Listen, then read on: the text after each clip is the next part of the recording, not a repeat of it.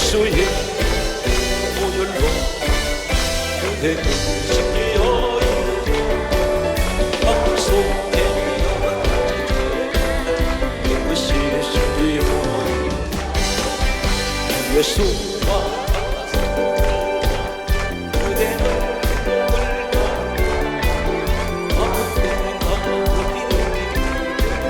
십자가 붙들고 있는 예수의 보혈로 그대를 씻기어 방속에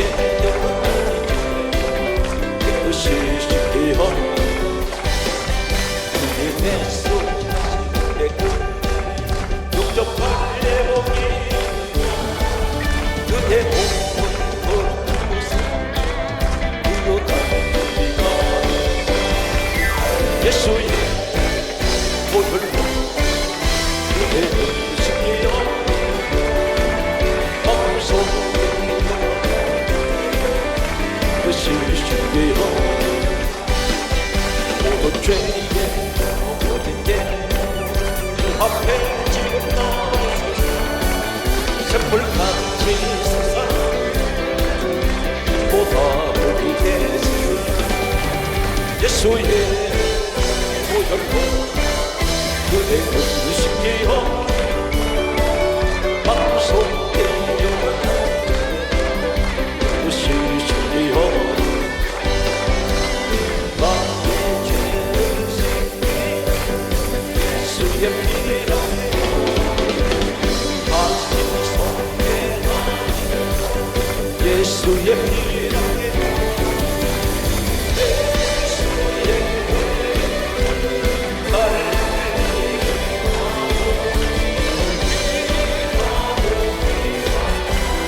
예수의 피 나를 좋게 하는 예수의 피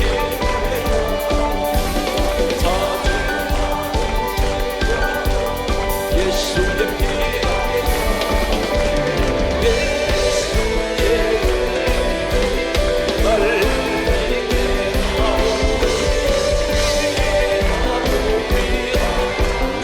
예수의 피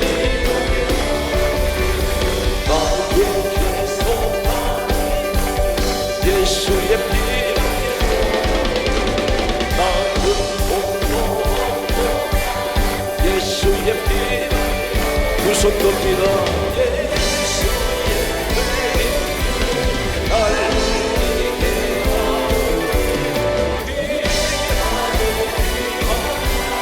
예수의 피 용감하고 예수의 피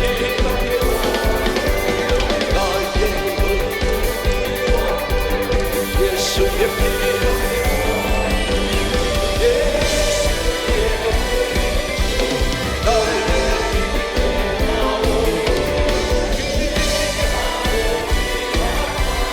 예수의 피 영원토록 내 예수의 피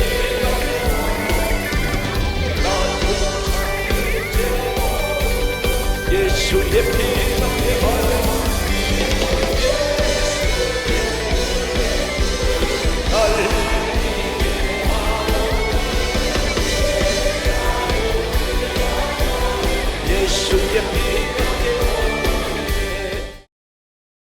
예수님의 피해 사건 20가지를 신구약에서 성경은 밝히고 있습니다.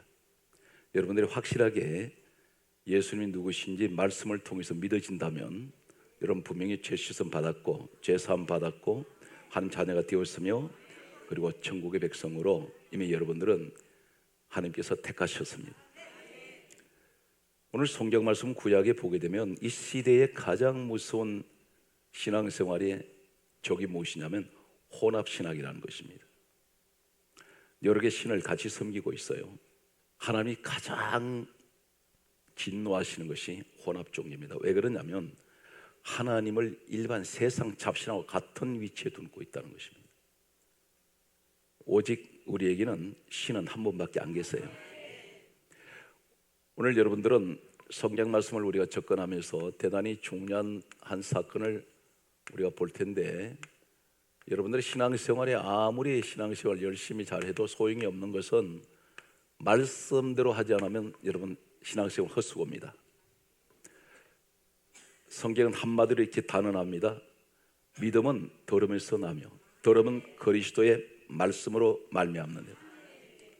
믿음이 어디서 와요? 말씀에서 옵니다. 여러분의 환상 좋아하고 꿈 좋아하는 것, 그는 본래가 기독교가 말하는 그런 신앙이 아니에요. 말씀을 믿어야 합니다. 성경 말씀은 보게 되면 창세기 12장 4절 말씀을 보면 성경은 이렇게 강조하고 있습니다. 아브라함이 여호와의 말씀을 따라갔습니다. 그 사람이 누구인가요? 로마서 4장 11절에 보게 되면 이 사람이 온 인류에 하나님께서는 믿음의 조상으로 세운 사람입니다. 요한복음 14장 6절에는 우리 주님이 그러셨어요. 내가 곧 길이요 내가 곧 진리요 내가 생명이다. 나로 말미암지 않고는 아버지께로 올 자 없다. 우리 아버지 하나님 어디 계세요? 천국에 계세요. 거기 못 간다는 것입니다. 혼합신앙이 얼마나 무서운지 아십니까? 여러분 설교 때 엘리야 이야기를 들으신 적이 있을 것입니다. 엘리야 시대에 어떤 일이 있었나요? 3년 6개월 동안 성경 말씀을 보면은 다음 같은 말씀을 하고 있습니다.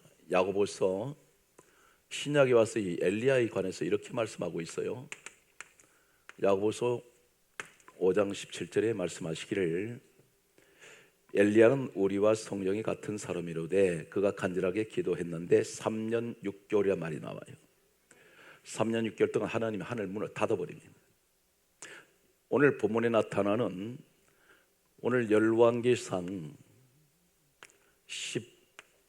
16장 30절에서 33절 이 내용이 무슨 내용이냐면 바로 이 아합이라는 왕의 시대가 엘리야가 활동하던 시대입니다. 아합 왕 시대 때에 하나님이 하늘을 닫아버리세요. 그 원인이 어디인지 아십니까? 오늘 이 열왕기상 16장 30절에서 33절의 말씀을 보면 여기 바알 신이라는 신이 나오고 아시라라는 신이 나와요. 이들은 본래가 하나님을 섬기던 백성들이 섬기는 신이 아닙니다. 그들은 오직 하나님만 섬겼습니다. 그런데 이세벨이라는 한 여자를 이 아합 왕이 왕비로 맞아들이면서 이 여자가 다른 나라의 여자인데 시집을 오면서 가져온 신이 이 바알신 아시라 신을 가져왔어요. 그래서 이 하나님을 섬기는 온 땅에 아합 왕이 명령을 내려가서 이 신을 섬기도록 만들었습니다. 여기에 중요한 것은 하나님께서는 엘리야에게 뭐라고 말씀하십니까? 17장에 바로 시작되면서 나오는 말씀이 너는 거리 시냇가에 가서 거기 숨어 있어라. 아침과 저녁에 까마귀가 떡과 고기를 물고 올 텐데 너 그거 먹고 마시라 했습니다. 그래서 이 엘리야는 하나님 말씀을 듣고 거리 시냇가에 가서 있었는데 아침과 저녁에 까마귀가 떡과 고기를 물고 왔습니다. 떡과 고기를 물고 왔는데 이것을 먹었더니 성경이 강조합니다. 얼마 후에 시내가 말라버리더라. 이때부터 가뭄이 오기 시작합니다. 이게 혼합 종교란 말이에요. 이 땅에 본래 하나님이 섬기던 땅에 바알신도 섬기고 아시라 신도 섬겼습니다. 혼합 종교가 이 땅에 들어왔더니 어떻게 됩니까? 하나님 앞에도 예배드리고 바알신한테도 예배드리고 아시라 신한테도 예배를 드렸더니 하나님께서 성경 강조를 왜 까마귀를 통해서 떡과 고기를 물고 왔는데 그거 먹었더니 시내가 말라버리고 이때부터 기근이 시작되는데 까마귀는 가정한 새입니다. 하나님께 바친 제물이 아니에요. 그런데 떡은 무엇을 말합니까? 복음적으로 보게 되면 요한복음 6장 47절 이하에 보게 되면 떡은 예수 그리스도를 의미하고 있습니다. 여러분 성찬 때 떡 먹잖아요. 포도주 마시잖아요. 그 떡은 예수님 살을 의미합니다. 그런데 여기서 복음적으로 뭘 말합니까? 전 성경은 한마디로 말해서 이렇게 강조하고 있습니다. 요한복음 5장 39절과 46절과 누가복음 24장 44절 말씀을 보면 신약에 와서 예수님께 대해서 뭐라고 말씀합니까? 참고로 말씀드리면 예수님이 이 땅에 오셨을 때는 계실 때는 33세까지 계실 때는 구약 성경밖에 없었습니다. 신약 성경이 기록이 되지 않았습니다. 예수님 나중에 성천하신 후에 이 신약 성경이 기록이 됩니다. 그런데 전 성경 말씀하기를 예수님이 친히 말씀하세요. 이 성경은 내게 대하여 정언하는 것이다. 여러분 성경 읽을 때 예수님이 보여야 됩니다. 엉뚱한 소리 하지 마세요. 요한복음 5장 46절에는 모세가 기록했던 5권의 책이 있죠. 창세기, 출애굽기, 레위기, 민수기, 신명기, 이때에서 5권의 책을 가리켜 모세 오경, 모세 율법이라고 부릅니다. 그런데 모세는 내게 대하여 기록했다. 그러니까 여러분 창세를 읽을 때 예수님 이름이 안 나오는데 그 속에 예수님 모습이 보여야 돼요. 이 땅에 훗날 오셔서 이루실 모든 일을 예언적으로 상징적으로 전부 예표적으로 이미 구약에 예수님에 관해서 미리 말씀하고 있다는 것입니다. 그렇다면 오늘 복음적으로 보니까 떡과 고기를 가져왔습니다. 고기는 뭡니까? 육적 덩어리입니다. 육신적인 것입니다. 이것은 뭘 말하냐면 네가 예수님과 떡과 고기를 네가 육신적으로 같이 이것을 헌업해서 먹으면 가뭄이 와버려요. 내 가정에 기근이 와. 이것이 혼합신앙이에요. 아합이 바알신도 받아들이고 아시라신도 받아들이고 하나님도 섬깁니다. 시내는 말라버립니다. 이게 갈멜산 사건입니다. 그래서 갈멜산에서 가장 먼저 뭘 제거합니까? 바알 선지자들을 다 죽여버립니다. 그리고 기도 들어갑니다. 이것이 제거가 돼야 돼요. 이해가 되세요? 성경 말씀을 보게 되면 우리가 한 사건을 더 보면 아브라함이라는 사람이 있습니다. 아브라함은 창세기 12장 역시 1절에서 4절 말씀을 보게 되면 그리고 여호수아 24장 2절에 보게 되면 하나님께서는 아브라함을 택하시고 난 후에 약속의 땅 가나안으로 가라고 말씀하셨습니다. 이곳이 하나님 말씀하기는 지시할 땅이라 했습니다. 하나님이 지시하는 땅. 그런데 왜 갈대아 우르에서 이 사람한테 복을 주시지? 창세기 12장 1절에서 4절에는 내가 너에게 복을 주고 이렇게 말씀하셨습니다. 그런데 어디로 가야 돼요? 가나안 땅, 지시할 땅으로 가야 복을 주신다는 겁니다. 왜 그 길을 떠나게 합니까? 여호수아 24장 2절에 보면 이곳에서는 하나님을 섬길 수가 없습니다. 왜 그러냐면 바로 다른 신들을 섬기고 있었기 때문에. 그 아버지가 데라가, 아브라함 아버지 데라가 다른 신들을 섬기고 있었습니다. 그 자리에서 하나님 못 섬겨요. 그러니까 혼합신앙이 되면 안 된다는 겁니다. 이해가 되십니까? 여기서 또 한 가지를 보면 모세 시대 10가지 재앙이 기록되고 있습니다. 개구리, 이 파리 이런 등등 이런 것들이 다 뭐냐면 그 당시에 애굽에서 섬기던 우상들입니다. 그런데 하나님께서 이것부터 다 심판하세요. 그리고 성경 말씀을 보게 되면 출애굽기 바로 10가지 재앙이 끝난 후에 하시는 말씀이 출애굽기 12장 13절에 양을 잡아 그 피를 문설주 무늬방에 발라라 이렇게 말씀하세요. 왜 이 우상신을 다 없애버리냐면 이것들은 아무 힘을 쓰지 못하는 것들이라는 것입니다. 그런데 오직 하나님이 선택하신 것이 뭐냐면 양을 잡아 문설주 무늬방에 피 발라라 그렇게 말씀하시면서 내가 피를 볼 때에 너희를 넘어가리니 이것이 성경 뭐라 말씀합니까? 이날을 가리켜 11절에는 이날은 여호와의 유월절이다 이렇게 말씀하셨어요. 유월절. 패스 오브, 재앙이 넘어가요. 심판이 지나갑니다. 그런데 신약에 와서 이 사건을 가리켜 고린도전서 5장 7절에 사도 바울이 뭐라고 증언합니까? 유월절 양은 예수 그리스도라 그래요. 그러니까 이 간격이 어느 정도 간격, 1500년 간격이에요. 하나님이 살아계시기 때문에 1500년 후에 일어날 일을 미리 예표적으로 출애굽기 12장 13절에 유월절 양 사건을 통해서 이스라엘 백성들을 건져내시고 자유케 하시고 가나안 땅 데려가시잖아요. 이 사건이 예수님 사건이라는 것입니다. 이해가 되십니까? 그래서 항상 그 땅에도 다른 잡신들이 있었어요. 오늘 저는 여러분에게 말씀드립니다. 어떤 일이 있어도 예수 외에는 구원이 없습니다. 그 말씀이 어디 있습니까? 오늘 사도행전 4장 12절에 말씀합니다. 다른 이로서는 구원을 받을 수가 없어요. 천하 사람 중에 구원받을 만한 이름은 예수 외에는 주신 일이 없습니다. 성경은 단호하게 이 사실을 선언하고 있습니다. 방법이 없어요. 예수 아니면 구원이 없어요.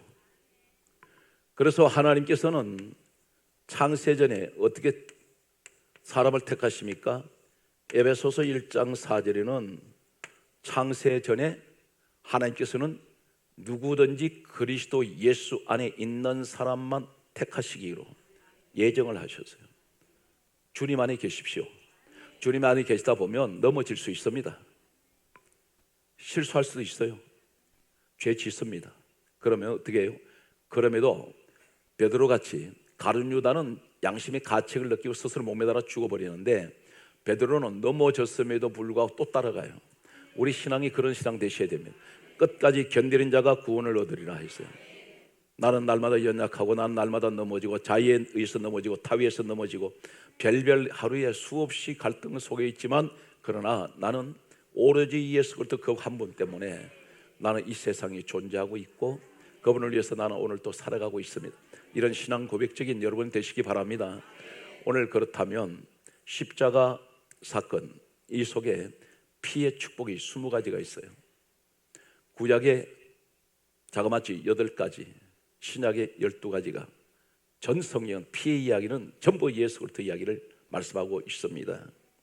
오늘 시간 관계상 여러분에게 말씀을 요약을 해서 말씀을 드릴 텐데 여러분들 이 말씀을 들을 때 내가 바로 이러한 신분이구나 한 가지 기억하십시오. 여러분들이 예수님을 선택하신 거 아니에요. 예수님이 여러분 선택하셨어요. 내가 주님을 찾아왔다 아닙니다. 내가 교회에 왔다 아니에요. 주님이 나를 불러서 오신 거야. 이 사실은 함부로 말해 내가 왜 그 중심에 서 있습니까? 우리 하나님이 계셔야지. 무엇을 하더라도 내가 들어가면 안 돼요. 그럼 당신 우상돼 버려요. 당신이 주체가 아니란 말입니다. 우리 한 사건만 얘기하면 창세기 1장 1절에 보면 같은 말 같은데도 전혀 상황이 다릅니다. 극과 극이 돼버려요. 그것이 뭐냐면 창세기 1장 1절에 보면 태초에 하나님이 천지를 창조하시니라. 그런데 말을 바꿉니다. 천지를, 자 보세요. 태초에 천지를 하나님이 창조하시니라. 그 말과 이 말이 같은 것 같아요. 달라요. 천지는 피조물이에요. 하나님은 창조주세요. 태초에 하나님이 천지를 창조하시니라. 이 말씀이 정확합니다. 말을 바꾸면 다른 말로 할 수 있습니다. 태초에 천지를 하나님이 창조하신 피조물이 앞에 갈 수가 없어요. 우리는 하나님이 지은 사람, 지은 바 되어서. 그래서 여러분들은 늘 우리가 잊지 말아야 될 것은 나는 어떤 존재인가? 왜 이 땅에 태어났는가? 간단합니다. 성경 말씀은 이사야 43장 21절 말씀 보면 이 백성은 하나님이 말씀하세요. 이 백성은 내가 나를 위하여 지었나니 나를 찬송하게 하려 함이라. 하나님께 찬송하라고, 하나님께 예배란 말입니다. 하나님 섬기라고, 하나님께 영광 돌리기 위해서 우리가 지으셨다는 거예요. 지으신 분은 하나님이 지으셨어요. 그러면 구약에만 이 말씀이 있느냐? 아닙니다. 신약 성경에 와서 역시 똑같은 말씀을 하고 계세요. 골로새서 1장 16절 이하의 말씀에도 기록하고 있습니다. 피의 축복은 어떤 것이 있을까요? 오늘 이 말씀을 듣다가 나는 내가 이런 사람이 됐구나, 내 의지하고 상관없어요. 한 가지만 예를 들겠습니다. 사람이 무기수가 되었든지 살인자가 되었든지 죄를 짓고 법정에 섰습니다. 재판장이 판결을 내릴 때에 정작 그 법정의 재판장 앞에 서 있는 이 죄수는 예를 들면 나 아무리 생각해도 사형당할 것 같아, 본인이 사형당할 것 같다는 생각을 갖고 있는데 재판장이 갑자기 청천벽력 같은 말을 합니다. 당신 무죄라고 합니다. 재판장이 무죄를 할 때 본인은 사형을 당할 것 같은데 이 재판장 말 한마디에 죽을 인생이 살아나 버리네. 우리의 재판장이 누구세요? 하나님이세요. 나는 죄인이에요. 근데 하나님이 너 죄 없어, 무죄가 선언되더란 말이에요. 그것이 바로 무엇이냐면 예수 그 피 때문에, 그분 주님이 십자가에 죽으신 거, 우리 죄 때문에 죽으셨어요. 그래서 말씀을 접근하면서 마태복음 1장 21절에 이름을 예수로 하라, 이는 자기 백성을 어디에서 구원하신다고요? 죄에서 구원하시려고. 그래서 오셨습니다. 그럼 죄 문제는 어떻게 처리하시는가? 첫 번째, 말씀을 듣고 함께 은혜 받읍시다. 말씀을 전하는 저도 함께 이 시간 여러분과 함께 은혜 받을 것입니다. 요한복음 6장 54절에 거기에 따라서요, 예수 그리스도의 피는 나에게 영생의 복을 주셨습니다. 영원한 생명의 축복이 보장되어 버린 거예요. 영생의 복을 받았어요. 이것은 나는 아니라고 할 수 있습니다. 그런데 하나님이 그렇게 선언하세요. 너 예수 그리스도 안에 있으면, 너 예수 그리스도 피로 네가 죄사함 받으면 너는 영생의 복이 있어. 이것이 첫 번째 약속하시는 축복입니다. 두 번째가 로마서 5장 9절 말씀 보면 우리는 스스로가 기도할 때마다 하나님 나 죄인입니다, 죄 짓습니다, 그렇게 고백을 합니다. 누구나 마찬가지예요. 자기 자신이 죄인으로 고백한 사람은 하나님이 대단히 불쌍하게 보세요. 그런데 스스로가 죄 없는 척한 사람은 교만하게 보십니다. 이 사람 기도 안 받으세요. 교만한 자는 대적하시고 교만한 자 치신다 그랬습니다. 겸손한 자에게는 은혜 베푸신다 그랬어요. 오늘 여기 로마서 5장 9절에 말씀하시기를 예수 그리스도 피는 따라서요, 나를 의롭다라고, 의로운 자라 그래요. 너 죄인 아니라는 것입니다. 하나님께서 이렇게 선언을 하세요. 너 의로운 자야. 성경은 분명히 의로운 자라고 말씀하고 있습니다. 예수 그 피로 말미암아 나는 의롭게 되었습니다. 오늘 성경 말씀을 계속해서 보면 성경은 또 이렇게 세 번째 에베소서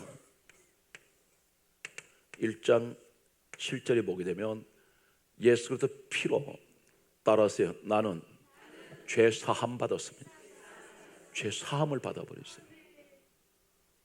죄를 기억도 못할 만큼 죄를 지었는데 우리 주님께서 흘리신 그 피로 말미암아 나의 죄는 순식간에 사해졌다 말은 지워져 버린 거예요. 완전히 백지 상태로 돌려놔 버립니다. 오늘 이 사실을, 이 말씀을 그대로 믿음으로 가지고 오셔야 돼요. 오늘 여러분이 예수 그리스도 피로 이 축복을 받은 것을 믿습니까? 우리는 정확하게 적나라하게 예수 그리스도 피에 관하여 오늘 이 시간 가장 축복의 시간을 우리는 가지고 있습니다. 이 말씀을 듣는 여러분이 가장 복받은 분들이세요. 그래서 힘들고 어려운 환경 속에서 일이 잘 풀리지 않는다 할지라도 결코 낙심하지 말 것은 나는 이 한 축복을 이미 받고 있는 사람이기 때문에 이것은 세상 돈으로 살 수 없는 복입니다. 에베소서 2장 13절에 말씀합니다. 예수 그리스도 피로 영생의 복을 받고 나는 의로운 자가 되었고 죄 사함을 받았는데, 여기서 하나님 뭐라 했어요? 하나님과 내가 예수 그리스도 피로 말미암아 가까워졌어요. 보통 가까운 사이가 아니에요. 어느 정도 가깝습니까? 구약에는 상상 못하는 그 선언을 하고 계십니다. 요한복음 1장 12절에 말씀하시기를 하나님 자녀 되었네. 하나님 자녀가 되었어요. 그래서 우리가 하나님을 아버지라 부릅니다. 구약에는 하나님을 감히 아버지라고 부르는 자가 없습니다. 그런데 예수님께서 죽으시고 난 후에 하나님께서 우리를 양자 삼아 주셨어요. 그래서 아버지라 부릅니다. 여러분, 이 복을 누리시는 것을 감사해 보신 적 있어요?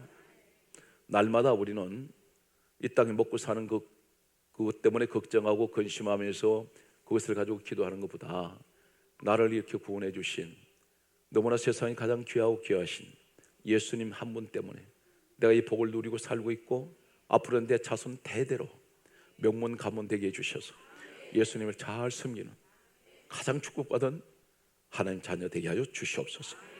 이런 간절한 소망이 있기를 바랍니다. 오늘 성경 말씀을 계속해서 보면 성경에 또 놀라운 말씀을 하고 계세요. 골로새서 1장 20절 말씀에 다음 같은 말씀을 하고 있습니다. 십자가 피로 우리를 화평케 하사 진노의 대상이었는데, 지옥 갈 인생이었는데 예수님의 십자가 피로 말미암아 우리가 화평의 복을 받은 거예요. 여러분, 십자가가 무엇인지 아십니까? 왜 하늘과 땅 사이에 십자가가 써 있나요? 이 십자가는 더하기예요. 하나님과 죄인, 이 땅에 사는 죄인을 연합시키기 위해서, 화평하게 만들기 위해서 주님이 하늘과 땅 사이에 십자가를 지신 거예요. 교회 처음 나온 아이가 엄마 손을 잡고 나왔는데 전혀 낯설어요. 교회 안에 들어와 있는 처음 들어온 이 아이 눈에는 모든 게 낯설었습니다. 그런데 사방을 두리번 그러다가 앞에 보니까 십자가가 걸려 있어요. 이 아이가 뭐라고 그런지 아십니까? 엄마, 저기 더하기가 있네. 예수님은 내 인생의 더하기예요. 오늘 여러분 이 복을 누리는 것 감사하시기 바랍니다. 성경 말씀은 계속해서 보면 히브리서 9장 12절과 히브리서 13장 12절과 그리고 요한일서 1장 7절과 요한계시록 1장 5절과 5장 9절과 베드로전서 1장 19절 말씀을 보면 히브리서 9장 12절에는 이렇게 말씀합니다. 예수 그리스도 피로 그냥 한순간만 깨끗하게 됐다고 말씀하지 않고 크게 따랐어요. 영원히 속죄되었습니다. 영원히 속죄되고 주 안에만 있습니다. 절대 우리 하나님 여러분 죄인이라고 부르시지 않아요. 예수 그리스도께서 내 죄값을 다 치르셨어요. 내가 십자가에 매달려야 되는데, 내가 십자가에 못 박혀야 되는데 우리 주님이 대신 못 박히신 거예요. 그 죄값을 예수님이 피값으로 치르셨습니다. 그래서 영원히 속죄되었습니다. 히브리서 13장 12절에는 우리를 가리켜 거룩하다 그랬어요. 예수 피로 말미암아 거룩한 자가 되었습니다. 요한일서 1장 7절은 다음 같은 말씀을 하고 있습니다. 예수의 피가 우리를 모든 죄에서, 따르십시오, 모든 죄에서 깨끗하게 하셨습니다. 모든 죄에서 깨끗하게 되었습니다. 모든 지금까지 내가 기억하지도 못한 죄까지도 다 깨끗하게 됐습니다. 오늘 그러므로 여러분 기도할 때 죄가 막혀버리면 기도가 되질 않아요. 하나님과 기도가 통하지 않습니다. 그런데 예수님께서 이 모든 죄를 없애버리셨어요. 오늘 여러분 반드시 기도하실 때 내가 예수 그리스도 피로 말미암아 나는 죄 사함을 받았고 예수 그리스도 피로 말미암아 모든 죄에서 깨끗게 해주심을 감사합니다. 이 신앙 고백이 있으시기 바랍니다. 계시록 1장 5절에는 다음 같은 말씀을 하고 있습니다. 예수 그리스도 피로 우리를 죄에서 따라서 해방시키시고 해방이 되어버렸어요. 과거에는 죄의 종이었는데 노예 생활했는데 이제는 자유자가 되었습니다. 해방되었으니까. 성경 말씀은 계시록 5장 9절에 말씀합니다. 어린 양의 피로 우리를 사서 하나님께 드리셨다 그래요. 그러면 이제는 내가 사는 것이 나를 위해 사는 것이 아니라 사실은 예수의 피값으로 우리를 사서 하나님께 바쳐주셨어요. 내 몸이 아니고 하나님 것이에요. 그렇다면 어떻게 해야 됩니까? 하나님을 위해서 살아야죠. 이해가 되십니까? 오늘 성경 그러므로 베드로전서 1장 19절에 뭐를 말씀합니까? 우리 예수님을 가리켜서 피를 가리켜 보배로운 피라고 했습니다. 세상에서 수많은 보물, 보배들이 있죠. 여러분 아끼는 특별한 아마 보배같이 아끼는 물건들이 있을지 모릅니다. 그런데 세상에 어떤 전 지구를 다 주고 우주를 다 줘도 바꿀 수 없는 보배 중에 보배가 예수님이라는 것입니다. 보배로운 피. 오늘 예수 그리스도 피는 보배로운 피입니다.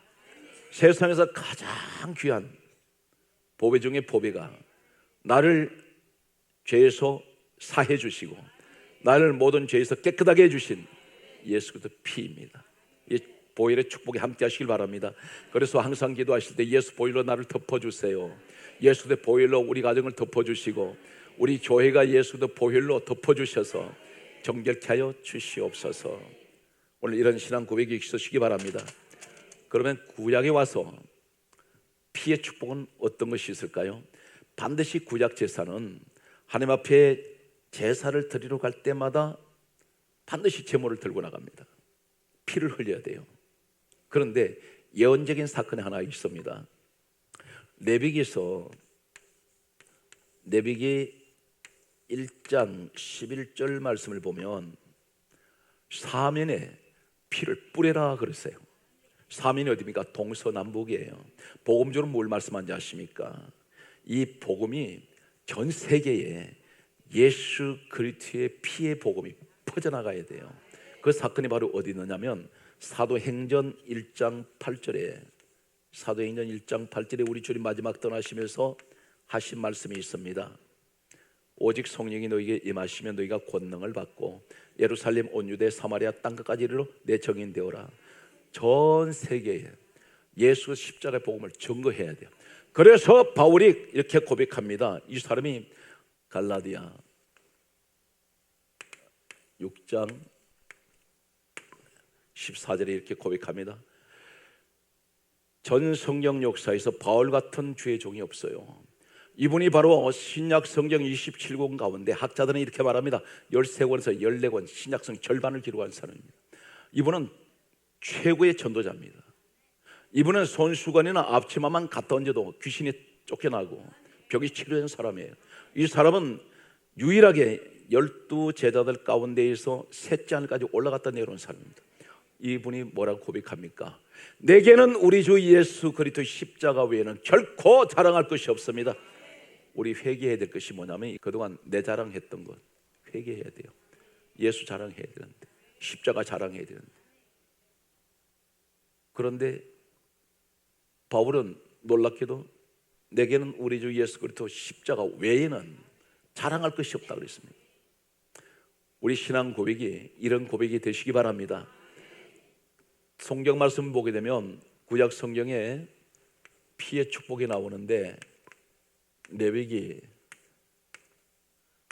4장 7절에 보면 두 가지가 나와요. 따라서요. 바르는 피, 쏟는 피. 자, 바른다는 말이 무슨 말일까요? 예를 듭니다. 여기 이렇게 뭐가 낙서가 되어 있는데 지워지질 않아요. 그러다 안 지워지는데 여기다 피를 발라버리면 이 낙서는 그대로 있는데 피에 가려져 버려요.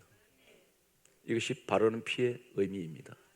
내 죄가 예수 그리스도로 죄가 가려졌어요. 예수 피로 가려졌어요. 이해가 되십니까?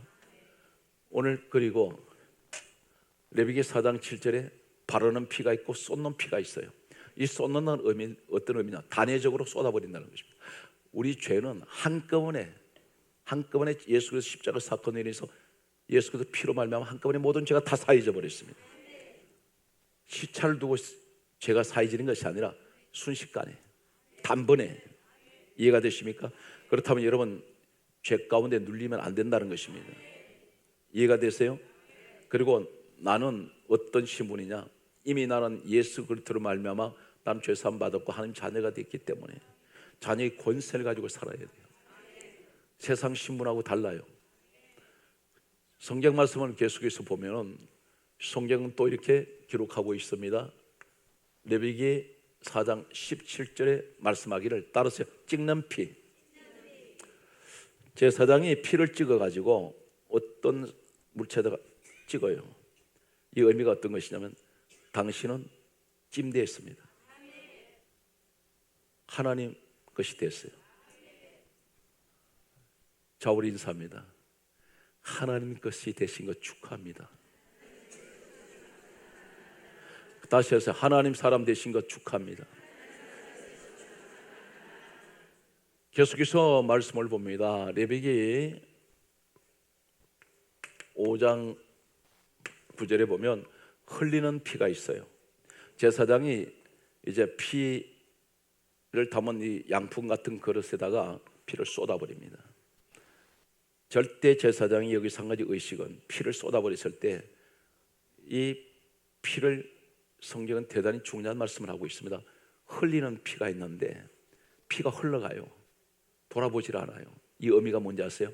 하나님께서는 예수도 피로 죄사함 받은 사람 그 죄는 기억지 않아요. 이것이 피의 축복이에요. 그래서 성경이 말씀하기를 누구든지 그리스도 예수 안에 있으면 새로운 피조물이라. 이전 것은 지나갔으니 보라 새 것이 되었다. 너 예수 안에 있기 때문에 너는 이제 새로운 사람이 됐다는 거예요. 오늘 여러분 이 사실 믿으시기 바라요. 이것이 가장 중요한 피의 의미라고 할 수가 있습니다. 성경 말씀을 계속해서 보면 레위기서 17장 13절 말씀에 보면 따라서 흙으로 덮는 피, 피를 흙으로 덮어요. 그 돌쳐내지 않아요. 절대 우리 주님 안에서 예수 그리스도 피로 죄 사함 받고 깨끗하게 된 사람은 주님 안에 내가 완전히 주님 안에 들어와 있는 사람은 하나님은 다시는 그 죄에 덜추지 않습니다. 기억질 않아요. 이 모든 축복을 여러분이 다 가지고 계신 거예요. 여기에 두 가지를 추가하면 반드시 제사장은 하나님 앞에 나갈 때 피를 뒤에다 들고 가지 않고 앞에다 받들고 갑니다. 따라서 예수 피는 받드는 피. 그게 했어요. 예수 피는 앞세우는 피. 무엇을 얘기하는지 아십니까? 무엇을 하든지 예수님 먼저 자랑하고 무엇을 하든지 십자가 자랑하고. 이해가 되십니까?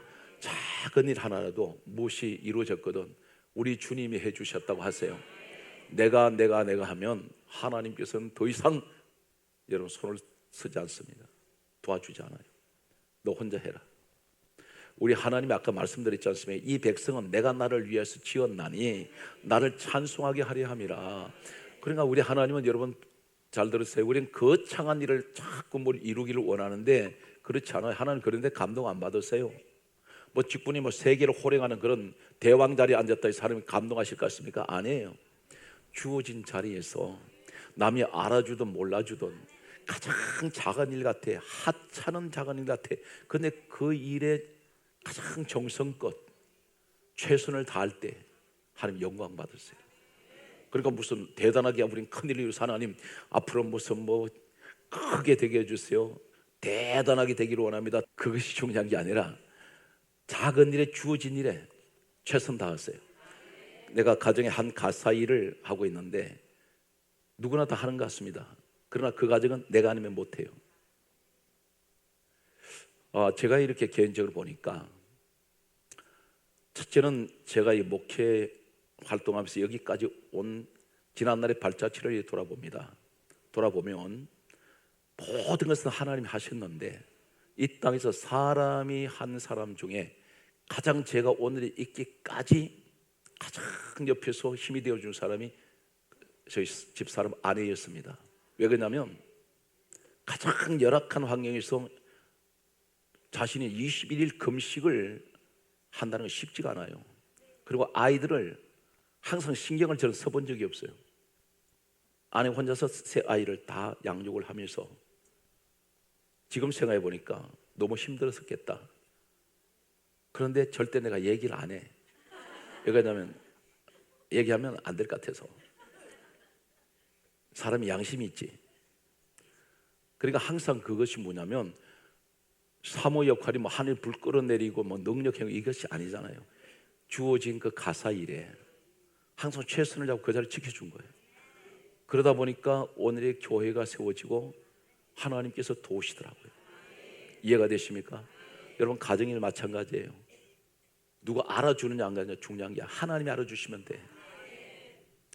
오늘 성경 말씀을 보게 되면 그러면 이 사건 전체에서 대단히 중요한 사실을 소개할게요. 누가복음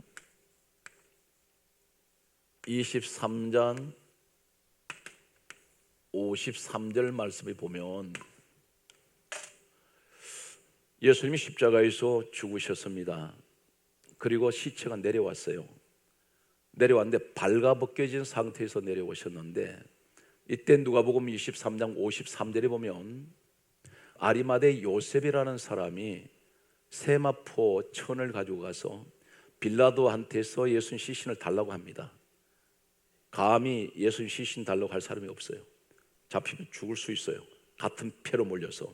그런데 이 사람이 예수님 시신을 달라고 했을 때 예수님 시신이 어떤 상태일까요? 6시간 동안 십자가에 달려 계셨습니다. 이 자기라는 태양 때문에 온 피가 다 말라붙어 버렸어요. 머리에 가시체 그대로 쓰고 계세요. 손과 발 대못 박혔습니다. 피가 뿜어나왔을 것입니다. 학자들 말에는 창으로 옆구리 찔렀는데 이 옆구리에 찔른 이 창이 심장을 관통을 했다고 말합니다. 가슴을 뚫고 지나갔단 말입니다. 그런데 세마포로 발부터 머리까지 쌌을 때 주님 몸은 완전히 피투성이에요. 피로 범벅이 된 겁니다. 그러면 이 세마포는 자연히 머리끝에서 발끝까지 피 범벅이에요. 그래서 예수님을 무덤에 안치하셨는데 성경에 보았더니 부활하신 예수님을 만났는데 어디 계세요? 24장 12절에 보면 부활하셨다는 얘기를 듣고 예수님 무덤에 빈 무덤이었는데 달려갔더니 제자들 눈이 뭐가 비칩니까? 세마포만 보이는지라. 세마포가 무슨 옷이에요? 피 범벅이 된 옷이요. 부활하신 주님은 안 계세요. 대신에 그 빈 무덤에 세마포만 보여요. 피옷만 보이더라 말입니다.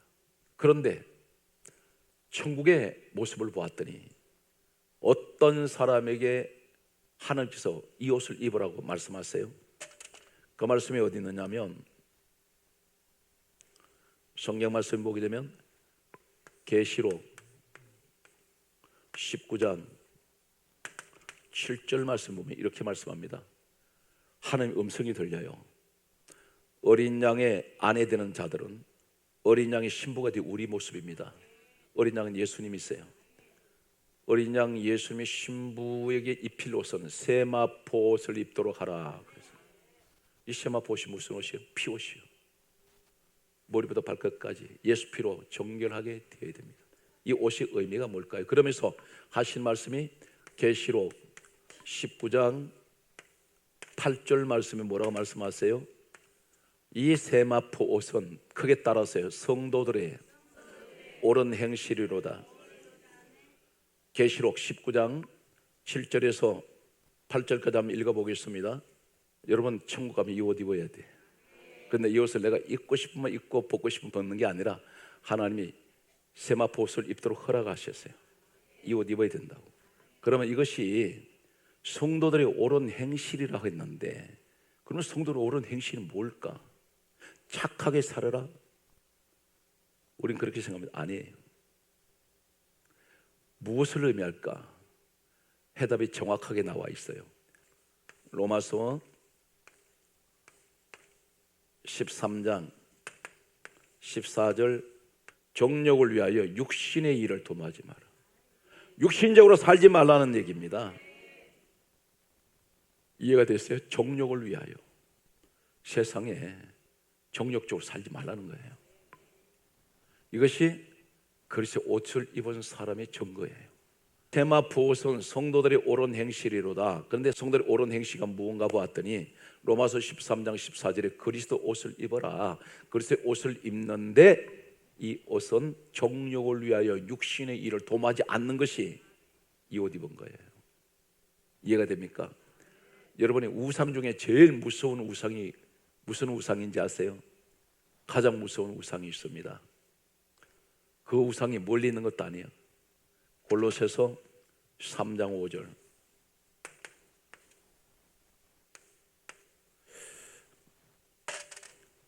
거기 가서요. 탐심은 우상 숭배니라. 이 심자가 마음 심자인데 여러분 지금 탐심이 어디에 앉아 있어요? 내 마음에 앉아 있더라고. 이것이 가장 무서운 내 속에 있는 우상이야. 사람 욕심은 말입니다. 끝이 없어요. 하나 가지면 두 가지 갖고 싶어. 두 개 가지면 세 개 갖고 싶어요.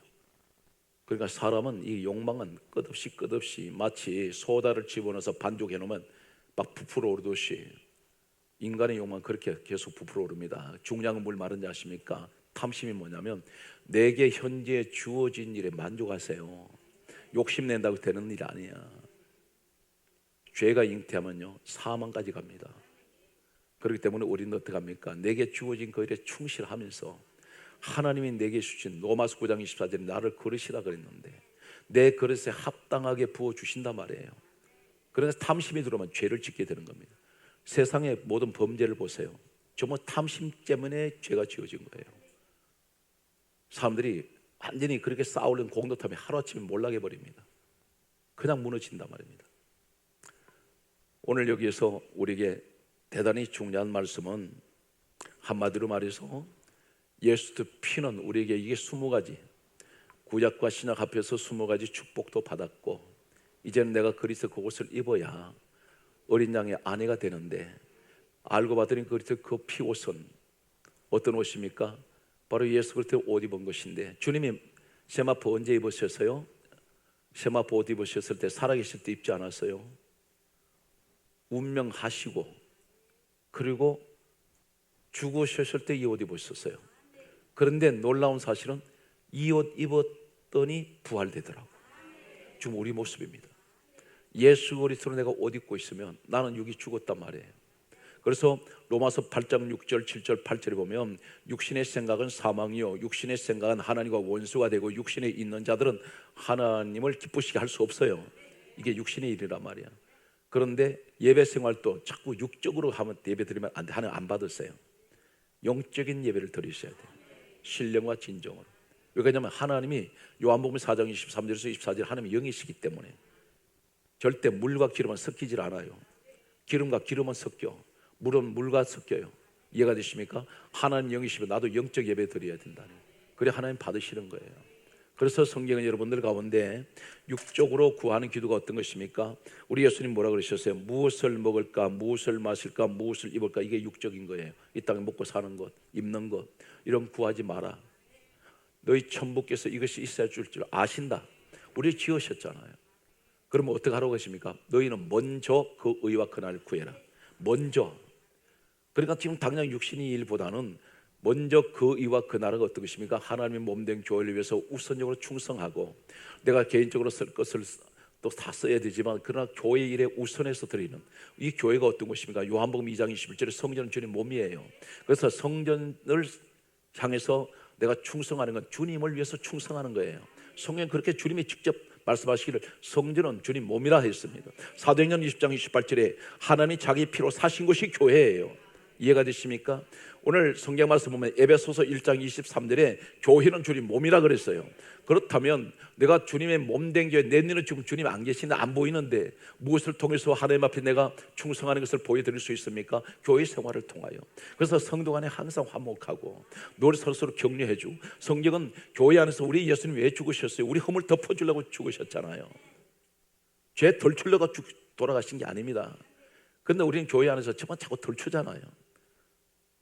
하나님은 덮는 자를 기뻐하세요. 이것이 주님을 닮은 사람이에요. 내가 작은 예수란 말이에요. 이해가 되십니까? 가정도 마찬가지예요. 여러분 가정에 전부 가족끼리 몇 명 안 되는 사람들끼리 죄 지적해 보세요. 잘못 지적하세요. 하루가 멀다고 이 집안은 나중에 깨져버립니다. 여러분 자기 자신을 생각할 때 자기 자신도 허물이 얼마나 많다는 사실을 알고 있잖아요. 그러니까 우리는 자꾸 죄를 지적하기 시작하면 이 땅에 한 사람도 죄 없는 사람이 없어요. 다 지적받을 사람들이야. 그런데 교회가 마찬가지. 한 가지 오해하지 마세요. 교회는 천사들이 모인 곳이 아닙니다. 죄인들이 모인 곳이에요. 그 죄인들이 어디로 가는 사람들입니까? 천국으로 데려가기 위해서 교회로 부른 사람들이야. 그러면 서로 격려해 줘야죠. 이해가 되세요? 오늘 여러분은 절대 혼자서는 안 돼요. 사람 인자를 저는 가끔가다 생각하는데 이 사람 인자가 짝대기 2개 걸쳐놓은 거예요. 혼자서는 못 서요. 어느 짝대기 2개 다 혼자서는 못 서. 받쳐줘야 돼요. 그러니까 우리가 서로 연합을 할 때 교회는 아름다운 하나님의 성전이 될 수가 있습니다. 여러분 범사위에 놀라우신 축복이 함께 하시기를 예수 그리스도 이름으로 축원합니다.